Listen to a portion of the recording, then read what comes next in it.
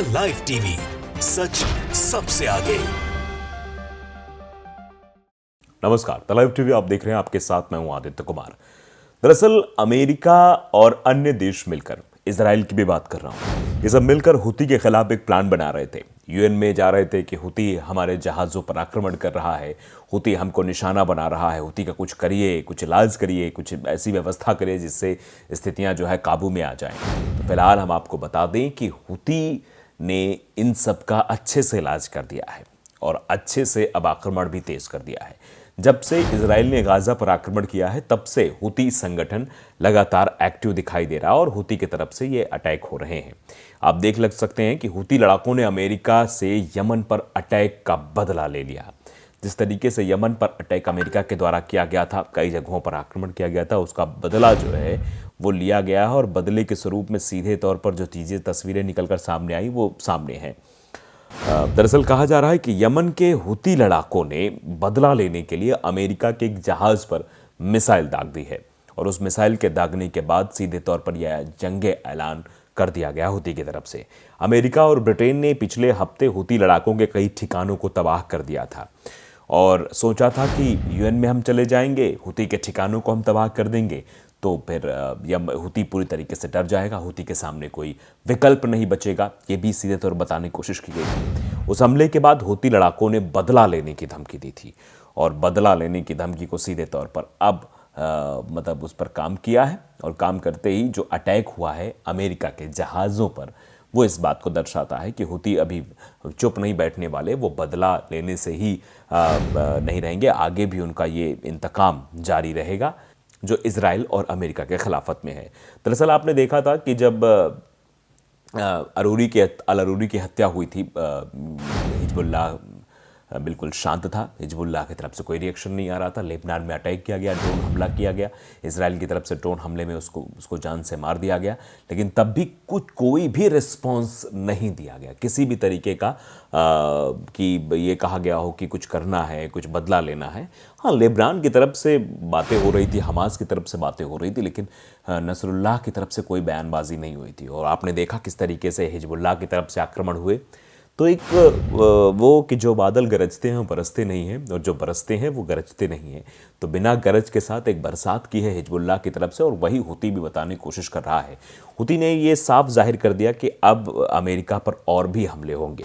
America ने Yemen में हुती विद्रोहियों को निशाना बनाया, बैलिस्टिक मिसाइलों के अड्डे तबाह किए थे। तो ये हुती ठिकानों को निशाना बनाया था, हुती विद्रोही जो संगठन उसको निशाना बनाया था, उसका बदला ये जो है लिया गया है।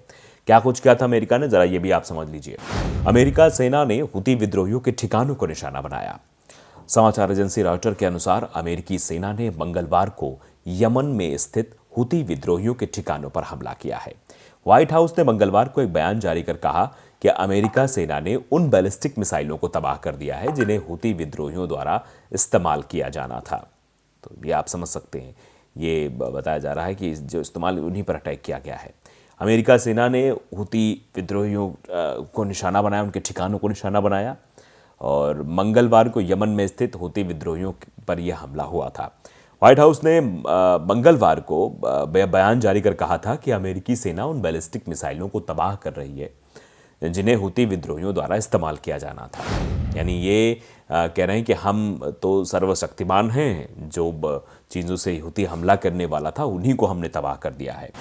व्हाइट हाउस के प्रवक्ता जॉन किर्बी ने कहा कि हुती विद्रोहियों के पास फैसला करने का एक विकल्प है, यही समय है कि वो इन हमलों को रोके। इससे पहले राष्ट्रपति एमेनुअल मैक्रों ने एक प्रेस कॉन्फ्रेंस में कहा कि फ्रांस ने अमेरिकी नेतृत्व वाले हमलों में हिस्सा नहीं लिया क्योंकि वो क्षेत्रीय तनाव से बचना चाहता है।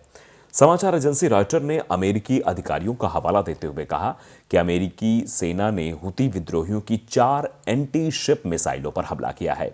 इससे पहले हुती विद्रोहियों ने लाल सागर में ग्रीक स्वामित्व वाले जहाज पर हमला किया था। हुती विद्रोहियों का कहना है कि वे फिलिस्तीनियों के साथ एकजुटता से काम कर रहे हैं।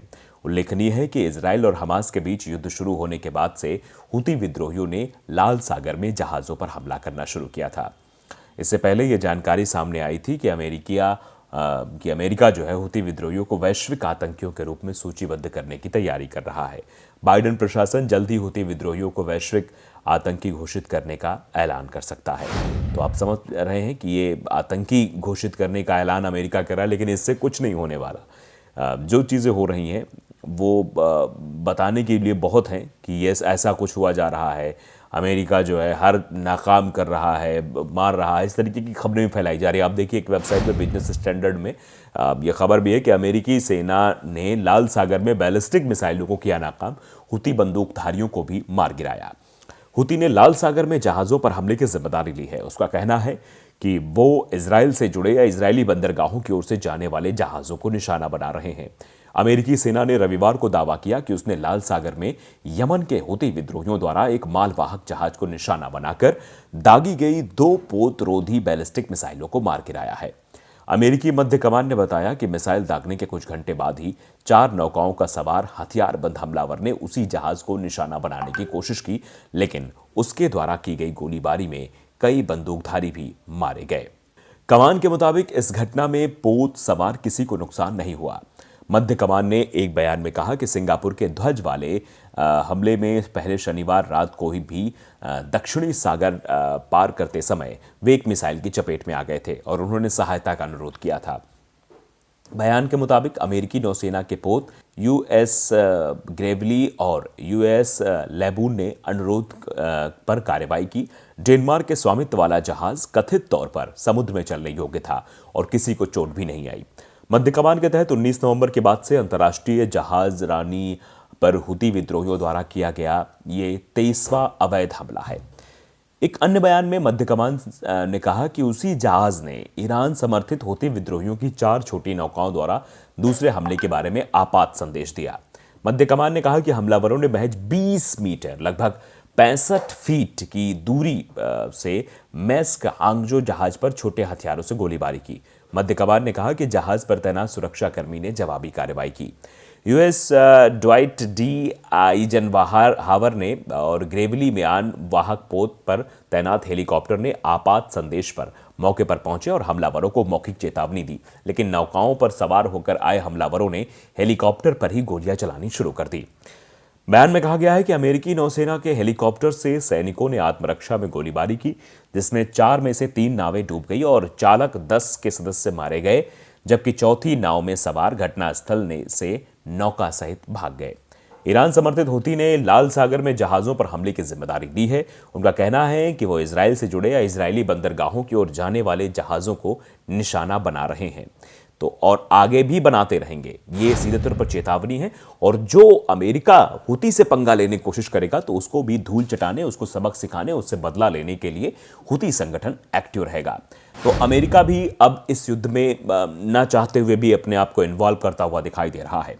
पहले 3 संगठन थे, हमास, हुती और हिजबुल्लाह। ये तीनों संगठन इजराइल की मुसीबत बढ़ा रहे थे और अब इजराइल का साथ देने वाले जितने देश हैं उन सभी की मुसीबतें भी बढ़ने वाली है, साथ ही साथ अमेरिका की। तो अमेरिका भी अब कहीं ना कहीं इस युद्ध में इन्वॉल्व होता नजर आ रहा है और हुती जिस तरीके से अटैकिंग मोड में है उससे अमेरिका का बड़ा नुकसान होने की संभावना तय है। द लाइव टीवी को अगर आपने सब्सक्राइब नहीं किया जरूर करिए, बेल आइकन दबाइए ताकि सच खबरें आप तक पहुंचती रहें। नमस्कार। द लाइव टीवी, सच सबसे आगे।